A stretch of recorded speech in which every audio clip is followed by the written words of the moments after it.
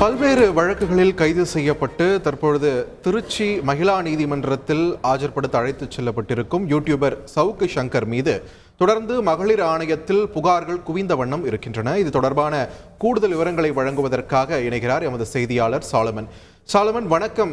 ஏற்கனவே சவுக்கு சங்கர் மேல நிறைய வழக்குகள் பதிவு செய்யப்பட்டிருக்கக்கூடிய நிலையில இப்போ புகார்களும் குவிந்து வருகிறது அப்படின்றத பார்க்க முடிகிறது. எத்தனை புகார்கள் கொடுக்கப்பட்டிருக்கின்றன இதுவரைக்கும்? விரிவான தகவல்கள்.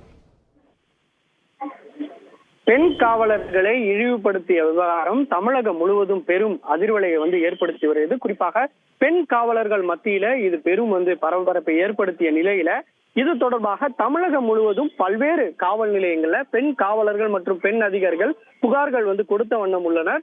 குறிப்பாக கோவையில இந்த பெண் காவலர்கள் இழிவாக பேசிய வழக்கு தொடர்பாக சவுக்கு சங்கர் யூடியூபர் சவுக்கு சங்கரை கைது செய்து சிறையில் அடைத்துள்ளனர். இந்த விவகாரம் பெரும் அதிர்வலை ஏற்படுத்திய நிலையில தற்போது மகளிர் ஆணையத்துல பெண் காவலர்கள் மற்றும் பெண் அதிகாரிகள் தொடர்ச்சியாக புகார்களை கொடுத்த வண்ணம் உள்ளனர். கடந்த 5 நாட்கள்ல மட்டும் பெண் காவலர்கள் 16 பேரும் ஒரு சமூக ஆர்வலர் என மொத்தம் 17 நபர்கள் மகளிர் ஆணையத்துல புகாரானது கொடுத்துள்ளதாக தகவல் ஒன்று வெளியாகியுள்ளது. குறிப்பாக இந்த பெண் காவலர்களை இழிவாக பேசிய விவகாரம் தொடர்பாக கடந்த 5 நாட்கள்ல மட்டும் இந்த புகார்கள் வந்திருப்பதாக மகளிர் ஆணைய அதிகாரிகள் தரப்புல தெரிவிக்கப்பட்டுள்ளது.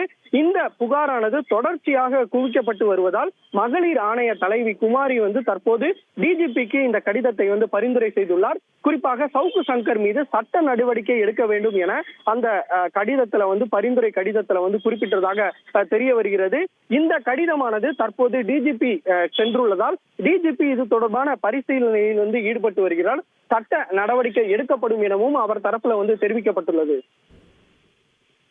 நன்றி சாலமன், உங்களுடைய விரிவான தகவல்களுக்கு. செய்திகளை உடனுக்குடன் தெரிந்து கொள்ள உடனே சப்ஸ்கிரைப் பண்ணுங்க.